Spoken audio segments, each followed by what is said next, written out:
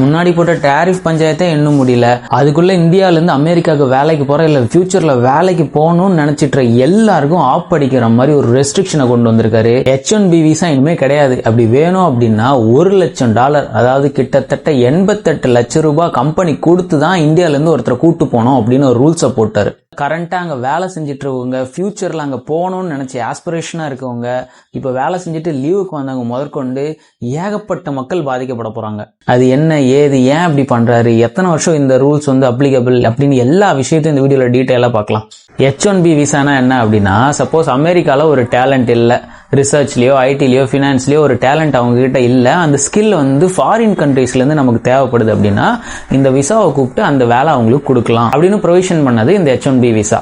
Trump அவரோட team என்ன சொல்றாங்க அப்படின்னு பாத்தீங்கன்னா, கூகுள், இன்ஃபோசிஸ், மைக்ரோசாஃப்ட் இந்த மாதிரி பெரிய பெரிய கம்பெனிஸ் எல்லாம் கம்மியான சம்பளத்துக்கு ஆட்கள் கிடைக்கிறாங்க அப்படின்ட்டு இந்தியா, சைனா இந்த மாதிரி ஊர்ல இருந்தெல்லாம் எடுத்துட்டு வந்து ஸ்கில்லே இல்லாதவங்களை அந்த வேலைக்கு போட்டு அதுவும் அமெரிக்கா மக்களை ட்ரெயின் பண்ண வைக்கிறாங்க.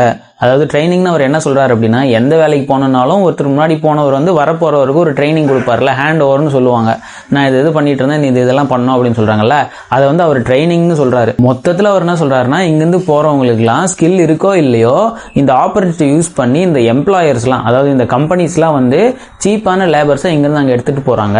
இது ஒரு நான்சென்ஸ் அப்படின்ற மாதிரி அவர் சொல்றாரு. இந்த மாதிரி விஷயம் பண்றதுனால அங்கேயே பிறந்து வளர்ந்துட்டு இருக்க அமெரிக்கன்ஸுக்கு வேலை கிடைக்காம போகுது. ஆக்சுவலா பாத்தீங்கன்னா 3 லட்சத்துக்கு மேல இந்தியன்ஸ் இந்த H1B விசால அங்க வேலைக்கு போயிருக்காங்க. கிட்டத்தட்ட சொல்லணும் அப்படின்னா அமெரிக்காவோட பாப்புலேஷன்ல 1% பீப்புள் H1B விசால அங்க இருக்காங்க.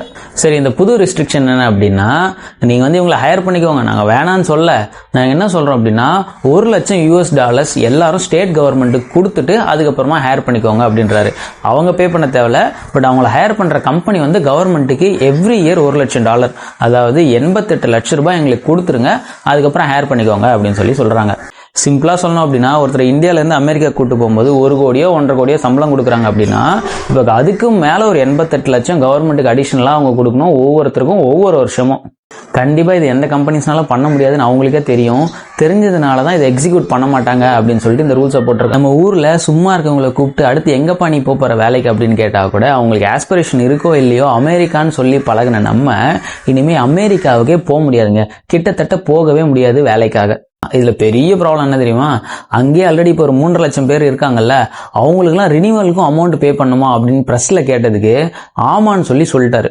இதனால நம்ம ஊர்ல இருந்து அங்க போயிருக்க எல்லா குடும்பங்களும் கிட்டத்தட்ட பயங்கர பேனிக்கு வந்துட்டாங்க. ஏன்னா எல்லாருமே திரும்ப வர நிலைமை வந்துடும். பட் இன்னைக்கு இருக்க போஸ்ட்ல அமெரிக்கன் கவர்மெண்ட் கிளாரிஃபை பண்ணிருக்காங்க என்ன அப்படின்னா, இது ரினிவலுக்கு அப்ளிகபிள் இல்ல, சோ இதுக்கப்புறம் புதுசா வரவங்களுக்கு மட்டும்தான் அப்படின்னு சொல்லியிருக்காங்க. பட் புதுசா வரவங்களுக்கு மட்டும்தான் அப்படின்னு சொன்னாலே என்ன மீனிங் அப்படின்னா, இதுக்கப்புறம் இந்தியன்ஸ் யாருமே அமெரிக்காவுக்கு வேலைக்கே போக முடியாது அப்படின்றதான். இதுல இன்னொரு கேள்வி என்ன அப்படின்னா, அங்க வேலை செஞ்சுட்டு இப்ப வக்கேஷனுக்காகவோ இல்ல குடும்ப சூழ்நிலைக்காகவோ நிறைய பேர் 1 மாசம் 2 மாசம் கேப் எடுத்துட்டு இந்தியாவில் இருப்பாங்கல்ல, அவங்கெல்லாம் திரும்ப போக முடியுமா அப்படின்னு கேட்கிறப்போ அதுவுமே நேத்தி வரைக்கும் போக முடியாது, உங்களை அங்க ஸ்டாப் பண்ணுவாங்க அப்படின்னு குண்டு தூக்கி போட்டுட்டு இருந்தாங்க. அதுக்கேற்ற மாதிரி நிறைய கம்பெனிஸ்மே அவங்களுக்கு 21ஆம் தேதிக்குள்ள திரும்ப வந்துருங்க அப்படின்னு மெயில்ஸும் அனுப்பிட்டு இருக்காங்க அப்படின்னு பேசிட்டு இருக்காங்க. 21ஆம் தேதினா எப்படிங்க, இன்னைக்கே ஃபிளைட் பிடிச்சி கிளம்புனா கூட நாளைக்கு போய் ரீச் ஆக முடியுமா அப்படின்ற சிச்சுவேஷன்ல தான் நிறைய பேர் இருக்காங்க. நிறைய பேர் நிறைய வேலையில ஆல்ரெடி எங்கேஜ் ஆயிருப்பாங்க, கல்யாணத்துக்காக வந்திருப்பாங்க, இல்ல ஃபேமிலி ஏதாவது ப்ராப்ளம் வந்திருப்பாங்க, இல்ல டூர் போலாம் அப்படின்னு வந்திருப்பாங்க. அவங்களாம் எல்லாருமே உடனே கேன்சல் பண்ணிட்டு போயாகணும் அப்படின்ற சிச்சுவேஷன்ல திரும்ப அந்த மாதிரி இருக்கவங்களுக்கும் இது அப்ளிகபிள் இல்ல அப்படின்ற மாதிரி ஒரு கிளாரிபிகேஷன் கொடுத்திருக்காங்க. பட் இந்த ரிலீஸ்ல நிறைய குழப்பங்கள் இருக்கிறது அப்படின்றதுனால இந்த ட்ரம்ப் கவர்மெண்ட் மாத்தி பேசுறதுக்கான வாய்ப்புகள் நிறைய இருக்கு.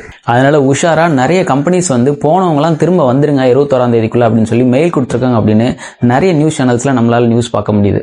இது இந்தியாவுக்கு நல்லதா கெட்டதா அப்படின்னு யோசிச்சு பார்த்தோன்னா இதுல நல்லதும் இருக்கு கெட்டதும் இருக்கு. பட் நல்லது என்ன அப்படின்னு பாத்தீங்கன்னா, ஷார்ட் டேர்ம்ல இது ப்ராப்ளம் வந்தாலும் இந்தியாவில் இருக்க சூப்பர் டேலண்டட் பீப்புள் எல்லாம் ஃபாரின்ல போய் ஒர்க் பண்ணாம இருந்தாங்கன்னா இங்க நிறைய ஸ்டார்ட் அப்ஸ் டெவலப் ஆகிறதுக்கான சான்சஸ் இருக்கு.